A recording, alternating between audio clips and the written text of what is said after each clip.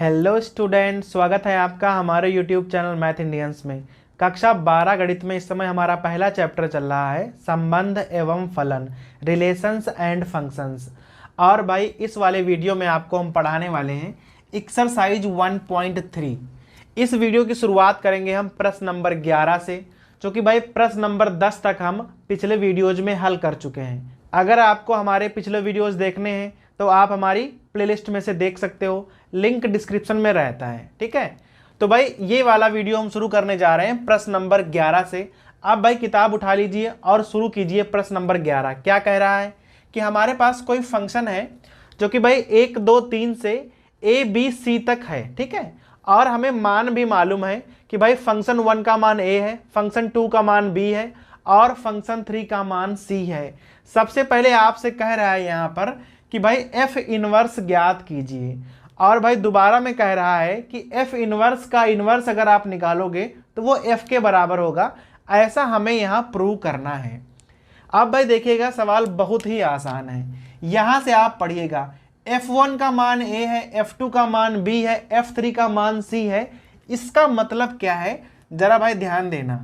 तो F का मान निकाल लो, यहाँ से आप फंक्शन का मान निकाल सकते हो। देखना कैसे, 1 का मान A है तो यहाँ हो जाएगा 1 कामा A, यहाँ हो जाएगा 2 कामा B, और भाई यहाँ हो जाएगा 3 कामा C। जो भी मान है उसके हिसाब से हमने यहाँ फंक्शन का भाई मान निकाल लिया है। अब अगर आपको f के मान पता चल गए हैं तो आप क्या करोगे, सबसे पहले यहां से आप f इनवर्स के मान निकाल सकते हो। कैसे, ध्यान देना। अगर हम f को उधर लेते चले जाएं तो भाई क्या हो जाएगा, ऐसे आ जाएगा f inverse a equal to 1। भाई ये वाला f उधर जाएगा ना तो इनवर्स हो जाएगा। यहां पर क्या हो जाएगा, यहां पर भाई ध्यान देना, f inverse b equal to क्या आ जाएगा 2, और भाई यहां पर आ जाएगा f inverse c equal to 3। अभी क्या हुआ, आपको ना f इनवर्स के मान पता चल गए। अभी यहां से क्या कर सकते हो आप, यहां से आप f इनवर्स का मान निकाल सकते हो। a का मान 1 है तो यहां हो जाएगा इस प्रकार से, b का मान 2 है तो यहां हो जाएगा b कामा 2, और यहां हो जाएगा c कामा 3। अब देखो, f का मान मालूम पड़ गया, f इनवर्स का मान मालूम पड़ गया। अब हमें करना क्या है यहाँ पर भाई, सबसे पहले तो आपको f इनवर्स ज्ञात करना था, जो कि हमने यहाँ निकाल दिया है। अभी क्या करना है, अगर हम f इनवर्स का दोबारा इनवर्स करना चाहें तो आप कैसे करोगे। तो भाई इसका अगर आप दोबारा इनवर्स करोगे तो जो भी यहाँ अंदर संख्याएं हैं वो जस्ट उल्टा हो जाएंगी। जैसे यहाँ a कामा 1 है तो यहाँ इस प्रकार से आप लिख दोगे, इसको आप 2 कामा b लिख दोगे, इसको आप 3 कामा c लिख दोगे। अब जरा ध्यान देना, ये वाली वैल्यू इसके बराबर है। तो जब आप f इनवर्स का दोबारा इनवर्स करते हो तो आपको लास्ट में f प्राप्त हो जाता है। तो भाई आपसे कह रहा था कि अगर आप f इनवर्स का दोबारा इनवर्स करोगे तो f मिल जाएगा, ऐसा हमें प्रूव करना था, जो कि भाई हमने यहाँ पर सिद्ध कर दिया है। तो इस सवाल में हमें 2 काम करने थे। पहला तो आपको f इनवर्स ज्ञात करना था, तो भाई ये रहा आपका f इनवर्स, और दूसरी बात थी कि f इनवर्स का अगर इनवर्स कर दोगे तो वो f के बराबर होना चाहिए। तो भाई ये हो गया हमारा प्रश्न नंबर 11। अब भाई प्रश्न नंबर 12 को देखिए क्या लिखा हुआ है। कह रहा है कि हमारे पास कोई फंक्शन f है जो कि x से y में है, और हमें यहाँ केवल एक बात मालूम है कि ये वाला फंक्शन व्युत्क्रमणीय है, इनवर्टिबल फंक्शन है। और भाई हमें प्रूव क्या करना है, f इनवर्स का इनवर्स अगर आप कर दोगे तो वो f के बराबर हो जाएगा। यही काम हमने पिछले सवाल में किया था, और भाई यही काम हमें यहाँ पर भी करना है। बस वहाँ पर क्या था, वहाँ पर आपको वैल्यू मालूम थी, यहाँ पर भाई कोई भी वैल्यू आपको गिवन नहीं है। अब देखना आप सवाल को कैसे लगाओगे। अगर आपके पास कोई फंक्शन x से y है जो कि भाई व्युत्क्रमणीय फलन है, ऐसा आपको दिया गया है। अगर ये फलन व्युत्क्रमणीय है तो इसका अगर आप व्युत्क्रम ज्ञात करोगे तो वो फलन y से x में होना चाहिए।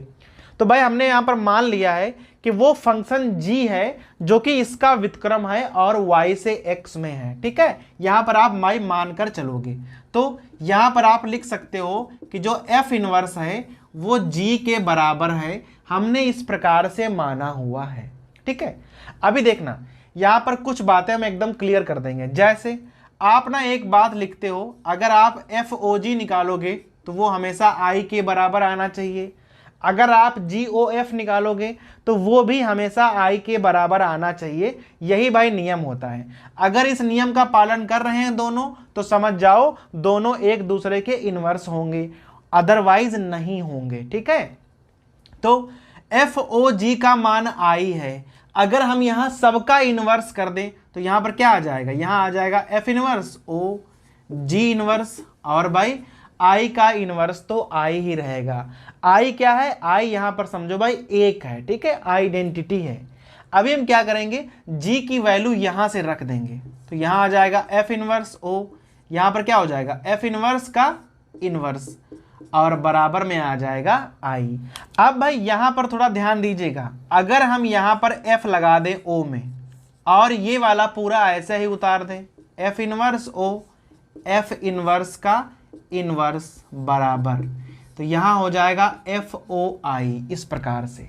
अब देखो ये वाला F जब हम अंदर ले जाएंगे तो क्या आ जाएगा, देखना, तो यहां हो जाएगा FO F इनवर्स, और ये वाला O F इनवर्स का इनवर्स, और अगर आप FOI ज्ञात करोगे तो वहां पर वैल्यू आएगी हमेशा F, जो कि भाई I क्या है, I है आइडेंटिटी।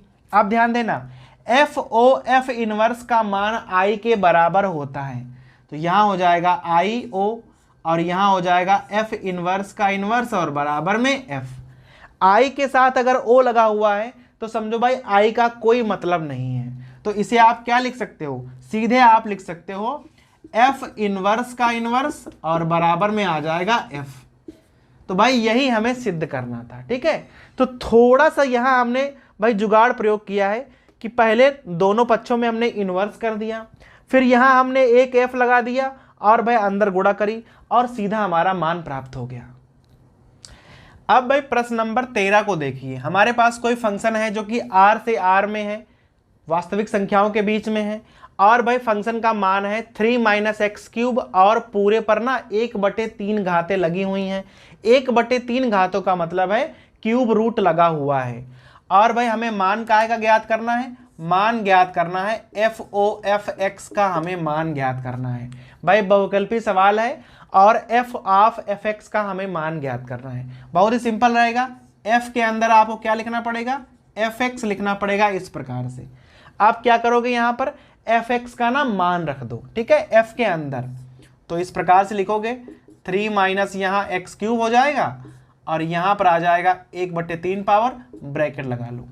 अब ध्यान देना, यहां पर F के अंदर ये वाला x का मान हो गया है, अर्थात जहां पर भी फंक्शन का मान है वहां पर आप x का ये वाला मान रखने वाले हो। 3 माइनस x क्यूब पावर 1/3, जहां जहां x लिखा होगा वहां वहां देखो कहां कहां लिखा है 3 माइनस, अब ये वाला x का मान यहां रखो तो क्या हो जाएगा 3 माइनस एक्स क्यूब, और भाई पावर हो जाएगी 1/3। अब यहां लगा है क्यूब, तो यहां आप इस प्रकार से ना क्यूब लगा दोगे, और पूरे पर क्या लगा है, पूरे पर घाते हैं 1/3, तो काफी सारे ब्रैकेट आपको यूज करने पड़ेंगे। ठीक है, अब ध्यान देना, ये जो 3 पावर है ये 1/3 पावर है, दोनों हो जाएंगे कैंसिल। यहां देखो क्या आएगा 3 माइनस 3, और यहां आ जाएगा प्लस का एक्स क्यूब, और पूरे पर घाते कितनी है 1/3, 3 और 3 कैंसिल हो जाएगा, तो ये वाली घाते आप कैंसिल कर सकते हो। तो भाई यहां पर आ जाएगा x। ठीक है, अब आपको ना यहां पर दो बातें ध्यान रखनी है। पहला कि विकल्प C सही निकला है, दूसरा अगर FOFX का मान x आ रहा है अर्थात ये वाला फंक्शन स्वयं का प्रतिलोम होगा।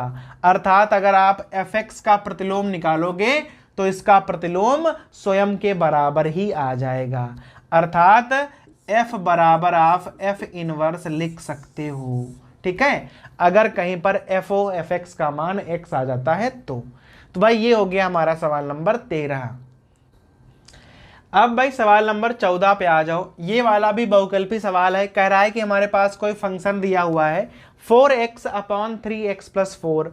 फंक्शन भाई कहां से कहां तक है ये भी आप पढ़ लीजिए। ठीक है, अभी कह रहा है कि अगर इसका आपको इनवर्स निकालना हो तो भाई इसका इनवर्स क्या होगा। देखो इनवर्स निकालना बड़ा ही आसान है। सबसे पहले आप क्या करते हो, मान लेते हो, माना जो आपका फंक्शन x है उसे आप y के बराबर मान लेते हो। अब भाई फंक्शन x का मान रखो, क्या हो जाएगा 4x, यहाँ हो जाएगा 3x प्लस 4 और भाई यहाँ आ जाएगा बराबर में y। अब क्या करना होता है, आपको यहाँ से x का मान निकालना है y के पदों में। बहुत सिंपल है, तिरछी गुणा कर दो तो भाई 4x बराबर यहाँ क्या हो जाएगा 3xy प्लस 4y। x वाले एक तरफ ले लो तो यहाँ हो जाएगा 4x माइनस 3xy बराबर 4y। अभी यहाँ x ना आप कॉमन निकाल लो इस प्रकार से, बराबर में आ जाएगा 4y और यहाँ से x का मान रख दो इस प्रकार 4 माइनस 3y। अब ये जो x का मान होता है यही दूसरा वाला फलन होता है, ठीक है। इसे हम लिख लेते हैं gy के बराबर, क्या आ गया 4y अपॉन 4 माइनस 3y। यही वाला जो फंक्शन होगा ये इस वाले फंक्शन का प्रतिलोम होगा। जो भी भाई ऑप्शन आपको सही लग रहा हो उसे आप टिक कर दीजिएगा। कुल मिलाकर आंसर हमारा यही वाला है। तो भाई इस प्रकार से हमारी प्रश्नावली 1.3 यहाँ पर समाप्त होती है। इस वाली प्रश्नावली में हमने फलनों का संयोजन और व्युत्क्रमणीय फलन भाई दोनों ही पढ़े, ठीक है, और पूरी प्रश्नावली को हल किया है। आगे जो हम प्रश्नावली पढ़ने वाले हैं वहां पर आपको हम पढ़ाएंगे द्विआधारी संक्रियाएं, बाइनरी ऑपरेशंस। अगर आपको हमारे वीडियोज पसंद आते हैं तो आप हमारे चैनल को सब्सक्राइब कर सकते हैं और भाई वीडियोज को लाइक करके दोस्तों के बीच शेयर भी कर सकते हैं।